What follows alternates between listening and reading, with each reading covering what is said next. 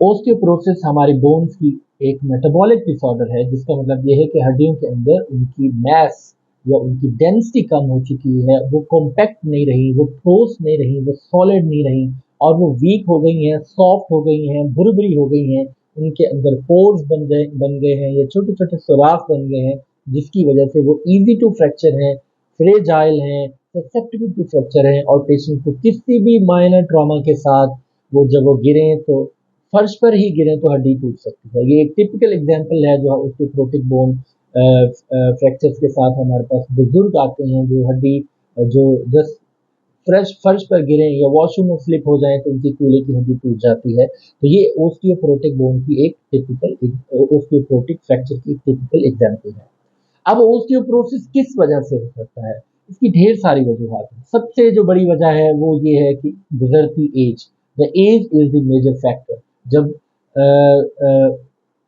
60 या 70 या लेट 50 में पेशेंट जब पहुंचता है तो उसकी हड्डियों के अंदर जो उसकी जो कॉम्पैक्टनेस है वो ख़त्म हो जाती है, वो जो उसकी ओवरऑल मास है वो कम हो जाती है। इसकी वजह ये होता है कि हार्मोनल चेंजेस आ जाती हैं, जैसा कि ख़वातीन में मेनोपॉज के बाद ईस्ट्रोजन हार्मोन है ये कम हो जाता है। ये वो हार्मोन है जो हड्डियों की ग्रोथ और उनकी मजबूती के लिए बहुत अहम है। जब ये कम हो जाता है तो ओस्टियोक्लास्ट यानी कि बोन रिसॉर्प्शन जो सेल्स हैं वो ज़्यादा एक्टिव हो जाते हैं। ओस्टियोब्लास्ट यानी कि बोन फॉर्मिंग जो सेल्स हैं वो लेस एक्टिव हो जाते हैं। इनके इनबैलेंस की वजह से जो बोन्स हैं वो ओस्टियोपोरोटिक हो जाते हैं।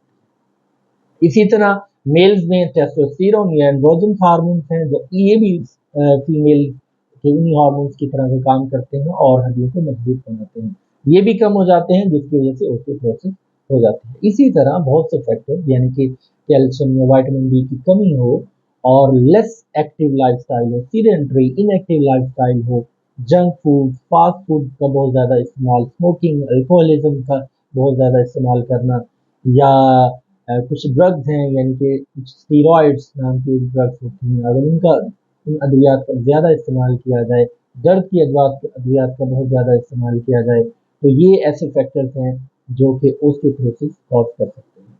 अब ओस्टियोपोरोसिस हो जाए तो वो हमारे कौन-कौन से जो बोन्स हैं वो रिस्क पर हो जाती हैं कि उनका फ्रैक्चर।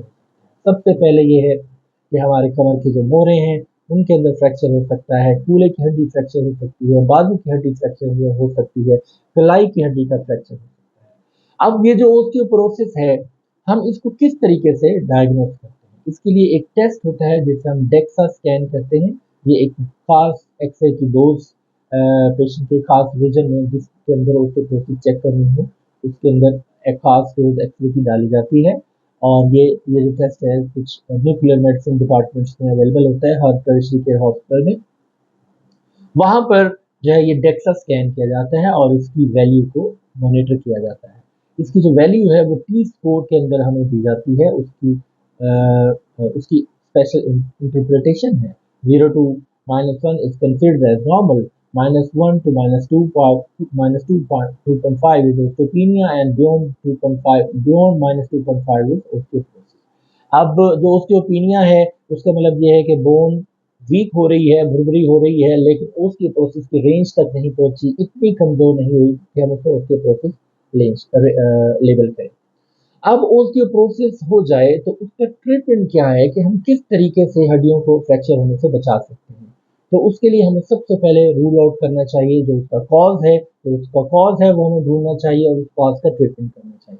मिसाल के तौर पे हम कैल्शियम विटामिन डी के सप्लीमेंट्स लें, इनएक्टिव लाइफस्टाइल है तो हम एक्सरसाइज करें, भाग दौड़ करें और वर्कआउट करें और स्मोकिंग अल्कोहलिज्म को क्विट कर दें और हम जो स्टेरॉइड्स अगर ले रहे हैं तो स्टेरॉइड्स को कम करते हैं। बहुत ज़्यादा पेन किलर दर्द की दवाइयों का इस्तेमाल कर रहे हैं तो हम उन दर्द की अद्वियात को कम करें और अगर उसकी प्रोसेस की जो रीज़न है वो हार्मोन्स है तो हार्मोन रिप्लेसमेंट थेरेपी ले सकते हैं, हम कैल्सिटोनिन का ले सकते हैं और इसी तरह फार्माकोलॉजिकल ट्रीटमेंट की अगर हम बात करें तो बिसफॉस्फोनेट्स नाम की एक दवाइयाँ हैं जो कि हमारे ओस्टियोक्लास्टिक एक्टिविटी को कम करती हैं और ओस्टियोब्लास्टिक एक्टिविटी को बढ़ाती हैं और इन अद्वियात का इस्तेमाल करके ओस्टियोपोरोसिस को भी ट्रीट किया जाता है। उम्मीद है आज की वीडियो आपको पसंद आई होगी। अगर आप इस चैनल पर न्यू हैं तो इसको सब्सक्राइब करें और शेयर करें।